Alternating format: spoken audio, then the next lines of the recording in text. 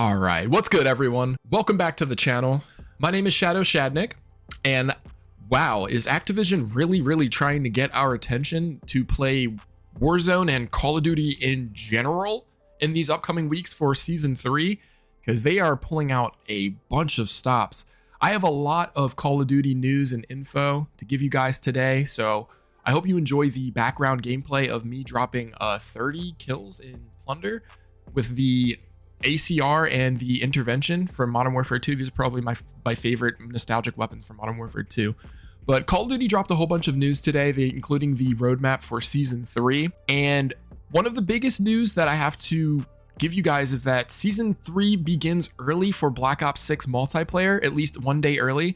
So Black Ops 6 is now launching for Season 3. It's launching on April 2nd, one day early for Warzone. And then Warzone's going to be offline for 24 hours starting April 2nd. And then it's going to go back live on April 3rd. And then during the downtime of Warzone, anyone who opens the Warzone menu will be gifted the kilo for free. So to reiterate that, Black Ops 6 Season 3 starts one day early on April 2nd, but then Warzone's going to be offline for an entire day. And then during that entire day, if you go and log into the Warzone menus, you're going to be gifted the kilo for free.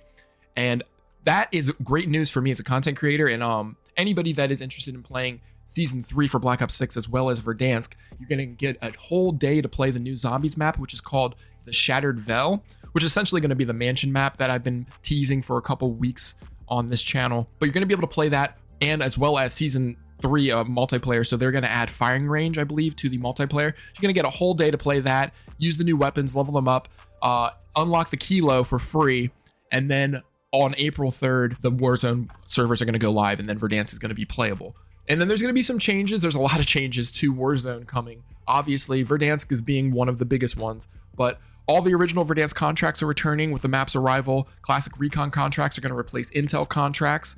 It's going to show the radius now too, which is nice. Supply run, scavenger, bounty, and most wanted contracts are now back. They're doing a big rehaul or overhaul of the vehicles as well. They're kind of giving us back the classic kind of vehicles that we're traditionally used to. The classic helicopter is back, for instance.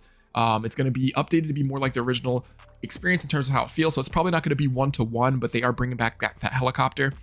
I hear that some of the other vehicles are going to be just standard or rebalanced, it says on the roadmap. So maybe you're going to be able to drive the vehicles and actually use them for not just weapons, but also getting around the map quickly. I just feel like the current iteration of Warzone, no one's using vehicles. There's also, just speaking of travel, general map travel, there's no redeploy balloons in Warzone with Verdansk, which is nice to see. So there's still going to be zip lines, especially across some of the big buildings in downtown, those skyscrapers. The bigger buildings are still going to have zip lines. You're still going to be zip lining up tall heights, but there's not going to be any redeploy balloons that are going to let you just fly to anywhere across the map that you like to. And I'm also going to assume that there's not going to be zip lines horizontal like you see on Uzbekistan as well, where there's all constant horizontal zip lines. I'm assuming those are also going to be limited or non-existent on Verdansk. So that's all news there. In terms of weaponry, I already mentioned that the kilo is going to be unlocked for free. The Grau is also returning, but it's going to be a conversion kit for the SWAT 556, which is a marksman rifle. So essentially it's going to be like a conversion kit from Modern Warfare 3, where it's going to change that burst marksman rifle into a full auto assault rifle, which is cool to see. I mean, I'm happy to see the Grau coming back. I just wish it was more traditional, its own weapon. But they're also bringing back the HDR sniper rifle. So if you are familiar with sniping from Warzone 1, that was the go-to sniper, heavy hitting, one shot to the head, classic weapon. They're bringing that back. And I believe the AMAX is also coming back, the CR56 AMAX. I believe that's what they're going to call it in this game. So that is also going to be returning. So that's nice to see. There's also some other changes that are, it's not even really changes. They're just reverting a whole bunch of things that they've changed over the years in Warzone. It's going to be 150 player count in the lobby. I'm not sure what they changed it to. I think they dropped the player count in recent Warzone iterations, but it's going to be 150 player lobbies, which is nice because it's a big map. Fill it with players, fill it with squads.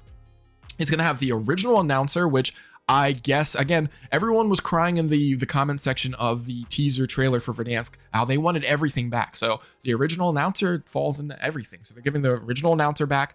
Shoot while free falling. This is huge. If you are familiar with Warzone 1, you were able to shoot as soon as you jumped out of the helicopter. If there was someone floating with their parachute and you were able to get a couple shots on them and down them, hey, you sent them to the gulag early. And that was a very, very viable strategy for Warzone 1. So they're bringing that back. That's going to be interesting, especially for Resurgence, how you're going to be able to just kind of spawn in and just shoot right away. And this too for Plunder as well. You're going to be able to jump out of the helicopter and you're going to be instantly able to shoot, which is interesting.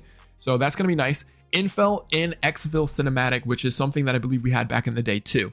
And the original gulag is also returning. So the gulag showers that everyone's familiar with from the original Warzone 1, they're bringing back that gulag as well. So they're really going all out for nostalgia, bringing back pretty much everything that, not every single thing, but as much as they can possibly bring back, considering that they built this version of Verdansk from the ground up.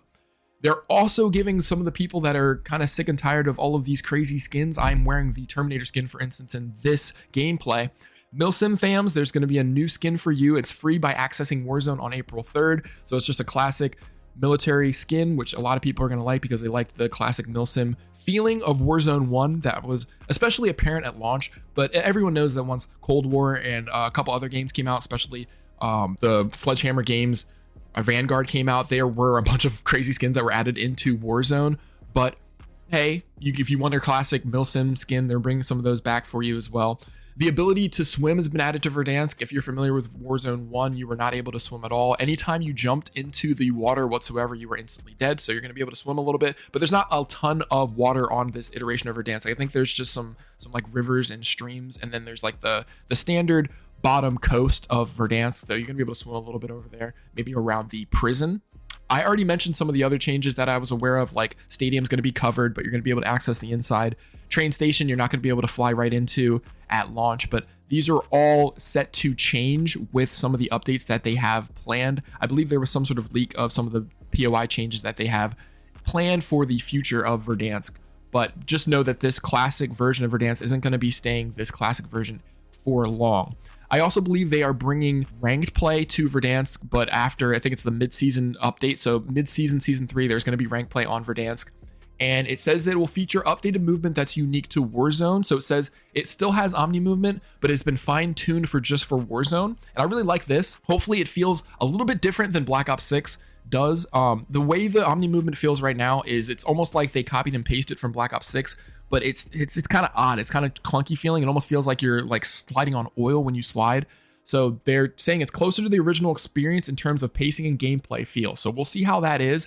We'll see how that works out. They are updating the movement as well. Additional changes or additional updates too that I have to let you guys know. There's going to be a free trial for Black Ops 6 that's going to go live starting on April 2nd as soon as Season 3 goes live with Black Ops 6. And remember, Warzone's going offline for a whole day.